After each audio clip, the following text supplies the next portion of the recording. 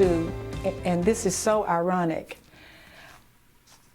before I was diagnosed, during the month of April, I would always go to the health office and I would get the pamphlets, getting ready for breast care. That, we started out in April back then, and I would get pamphlets, I would get the pink ribbons, and I would bring them to church, and I would talk to my people and tell them how important it is for them to get a mammogram, not knowing that this would be something that I would be affected by later on in life. So I got my mammograms like I normally do every year. And this time, which was in 2004, they noticed a lump in my left breast. And so they wanted me to go to Little Rock to let a surgeon look at it. And I had heard people talking about Dr. Hagens.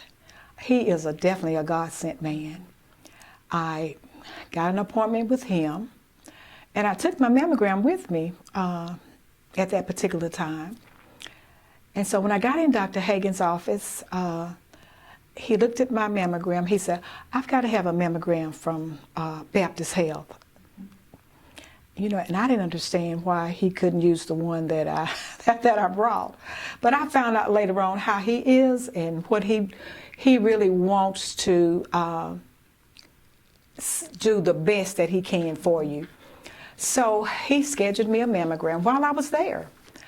And so he looked at the pictures and he told me, he said, "Well, you've got some lumps here, and then you've got some choices." And so he, just like you would be in school, he was like a teacher. He'd sit down in front of you and he wrote down numbers like 1, 2, 3, 4. And then by each number, there was something that I could do. And the first thing that he had on there was just to do the biopsy, and that would be the end of it.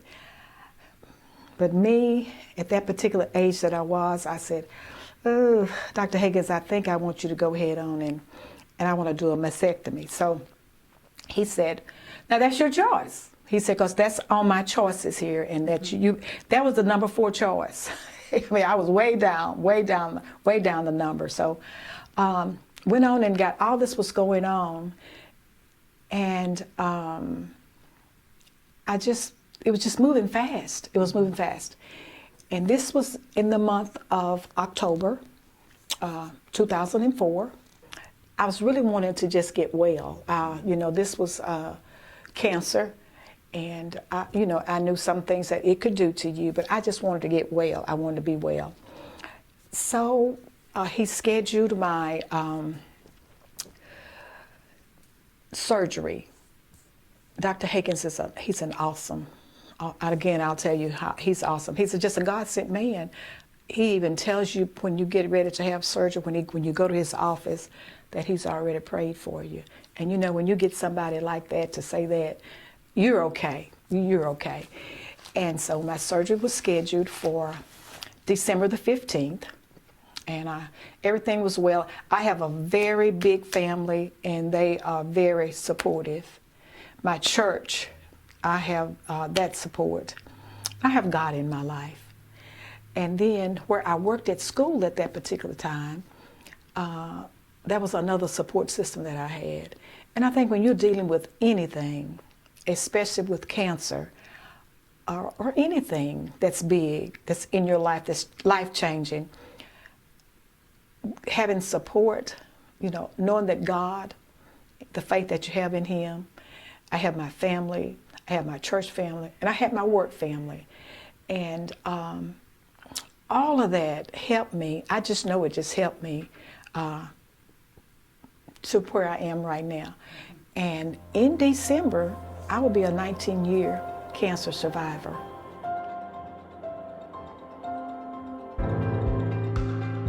After I had my surgery, scheduled, I knew it, but he told me, you're gonna need some. I went then to talk to the oncologist.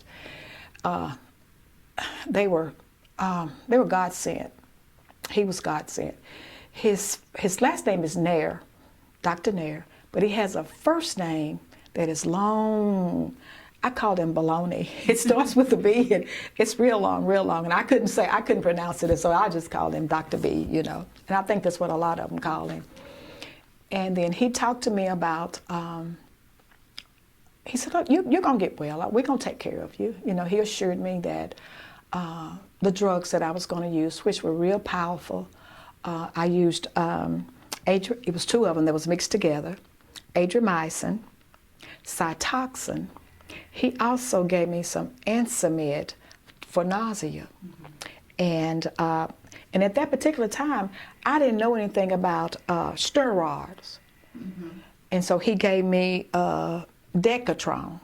So each time I went to get my chemo, I received these 4 things: the 2 drugs, the anti-nausea medication, and the steroid. And then, like I told you, all of this was happening so fast, and when he was talking to me, I didn't even have a clue that I was getting steroids. I didn't know. It was okay, because I trusted him to do what he needed to do. And so I asked him, because I'd heard so much talk about chemo making people sick, and he said, and he pointed up there at you, you know, in your mind, you know. He said, he said about 2 or 3 times, and he just kept pointing. And I thank God I didn't get sick, not one time. But this was 2 medicines, 2 drugs that was mixed together, and we call it the red dog, or the red devil. And it was powerful, and it was strong. And I read the side effects of them, and you know, a lot of times when you read it, they say, you know, hair thinning, that kind. Mine said hair loss. I was working, and I didn't want to scare the kids, and I didn't want them asking a lot of questions. So I went and, you know, knowing that, you know, you might lose your hair, you know, you might lose it. So I wanted to get prepared. So I went and got me a wig, and it tells you on the 18th day, this is something, that if you have not lost your hair, you're not going to lose it. The 18th day of my chemo, which I got January 15th, I started losing. I had no signs like hair on my pillow. I had no signs, none of that.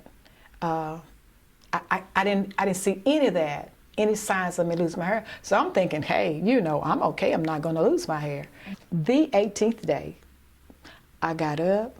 In fact, we were getting ready to make a trip. My daughter and my granddaughter was getting ready to go to Little Rock. I can't remember exactly what we was going for. But again, I told you I had my wig. So I got up, and I went in the bathroom like I normally do, and I started combing my hair. And wherever I put the comb, the hair was coming out with the comb. And I mean, wherever I put the comb, the hair was coming out. The hair was coming out just all over. So I called them in, and I told them, I said, okay, now y'all got your scissors now. Remember what we've talked about. Anything that's left up there, we're just going to go ahead on and cut it off. And we did that. Put my wig on, and we went on to Little Rock and had a great time like we had planned to do.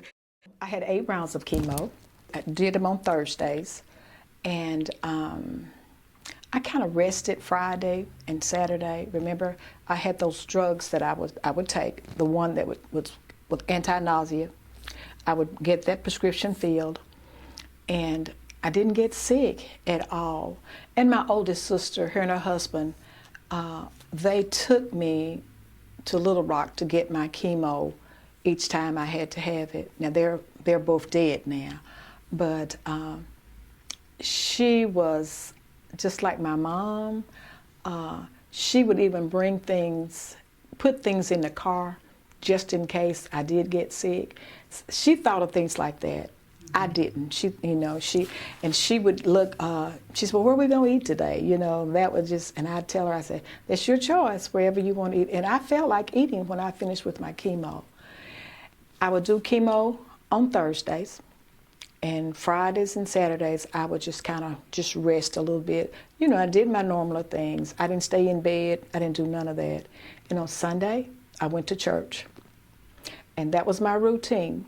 Chemo on Thursdays, Friday and Saturday rest, go to church on Sundays, and then on Mondays, I'd go to work.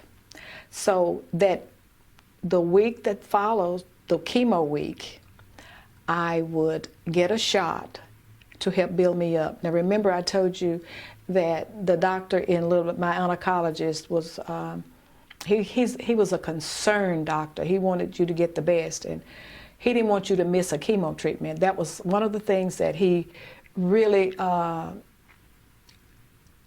expressed. He really wanted you to make sure that you didn't have to miss a chemo treatment. And so that second week, I would get that shot. I can't remember. I try to remember the name of the shot, but it would build me up, because those drugs that I had, the chemo, they would kill good cells as well as bad cells as well. So when and then that third week, I was ready to go back and start chemo. I had 8 rounds of it. 8. That's what 8 rounds. It was 8 rounds. I started in January and I ended in July.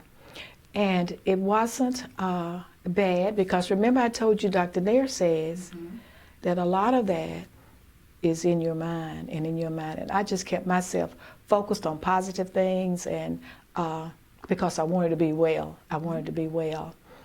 But then 8 years later, it hit in a different way.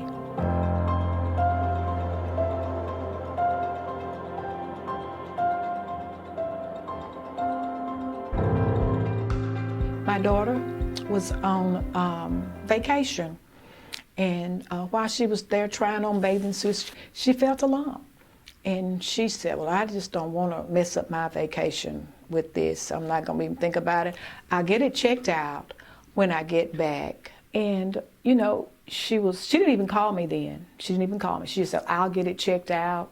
She said, they may not be, and it may go away. She was just thinking like that. So when she got back, she went and got a mammogram, and she was 36. And the rule is you don't get a mammogram till you're 40, at least 40. You don't start with them till 40. Now, if she'd have waited till 40, I may not have had her. I may not still have her. So she went and got the mammogram, and they told her that there were some lumps.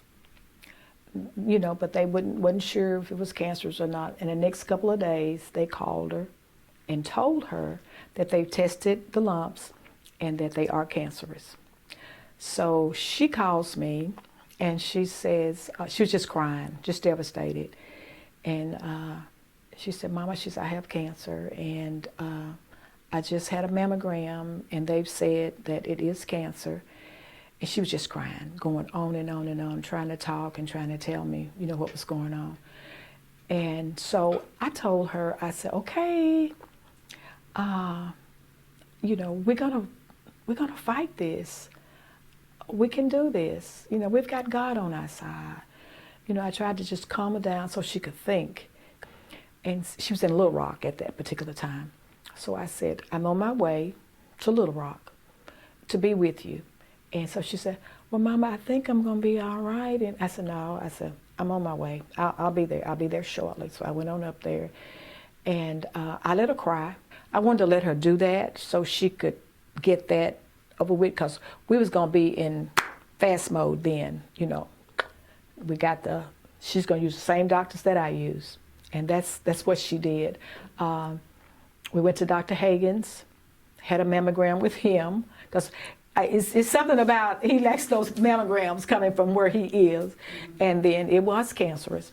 And then by me being with breast cancer, he recommended that she have both of her breasts removed.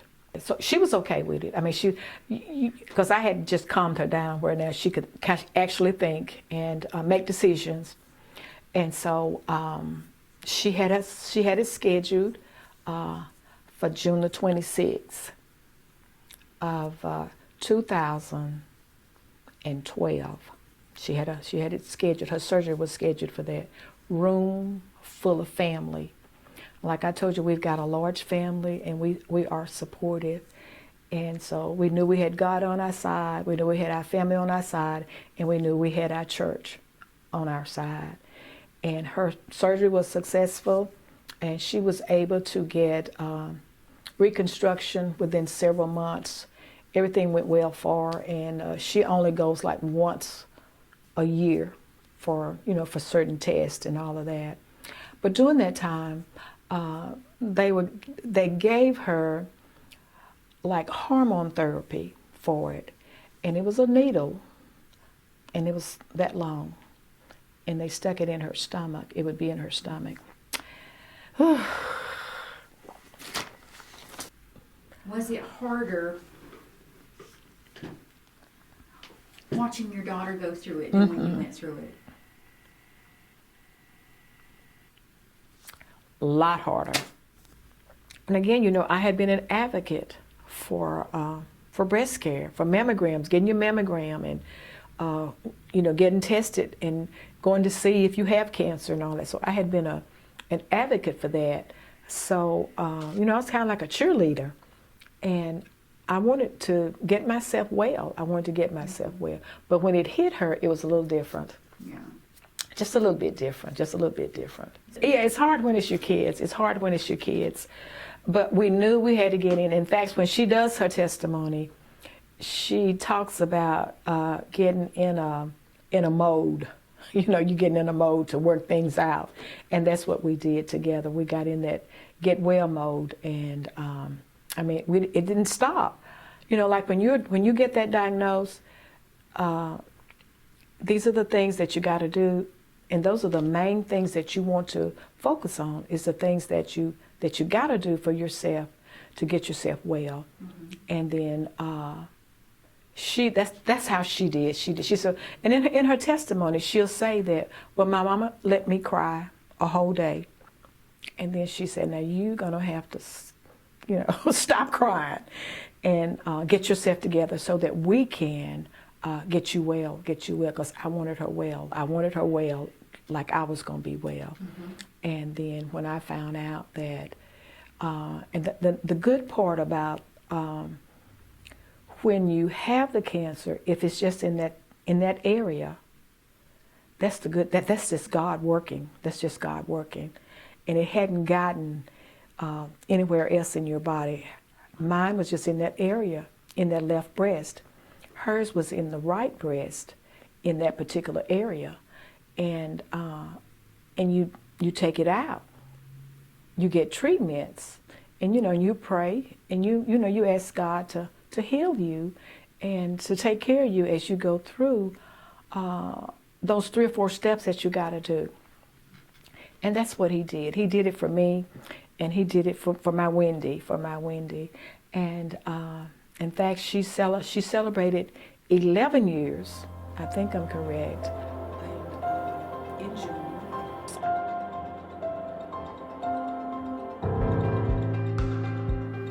She's just like I am. If you ask her, she knows she's got to have a relationship with God. You've got to have a relationship with Him. You got to know who He is for yourself, and and she's watched me. She's observed me. And we have conversations about, I need to make sure wherever you're moving to, you find a church home that you're comfortable with. I'm not hung up on denominations, none of that kind of stuff. I just want you to know that there's one God, and that you have that relationship with Him. This article here is an article of me and my daughter, and it says, Mother, Daughter, Fight Cancer. And that's the caption on it. And in fact, she's sitting in my lap. We're on my front porch. We're all smiles because we both are mother-daughter cancer fighters. And we both went through same thing, had same doctors. We have the same God. We have the same church family. We have the same family. And that's what got us through as to where we are now in life. Think it brought you closer? Yes. It's a little emotional sometimes. And, like I said, this is 11 years. She's a cancer survivor. But it still gets a little emotional when you talk about her. I'm not trying to talk about her. It's your daughter. It's my daughter that I love. I can get it. I can get it. That I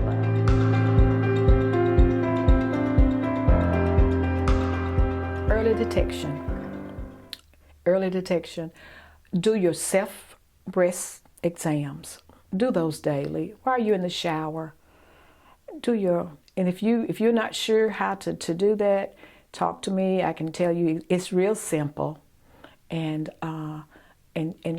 when you find something, you'll know that it's not normal. It's not normal there. When you find something, and if you run your finger over it and it kind of rolls a little bit, you need to go and get that checked out. Early detection. Early detection. I learned that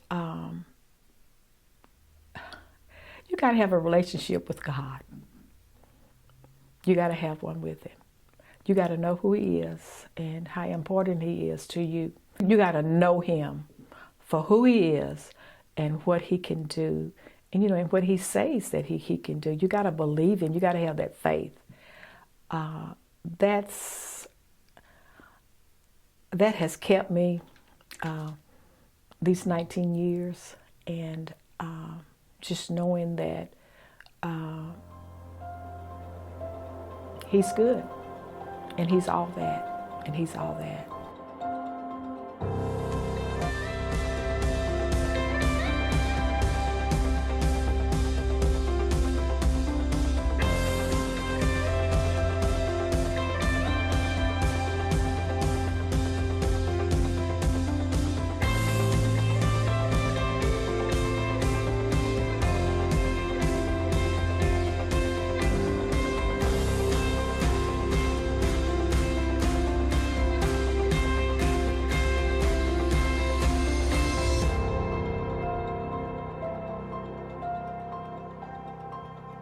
We had a grant that offered free mammograms, and I was able to talk and tell them, because I was a cancer survivor, how important it is for you to get a mammogram. I'm stationed there in Prescott, and it's such a family-oriented place, and I'm going to miss them October 31st. That's my last day.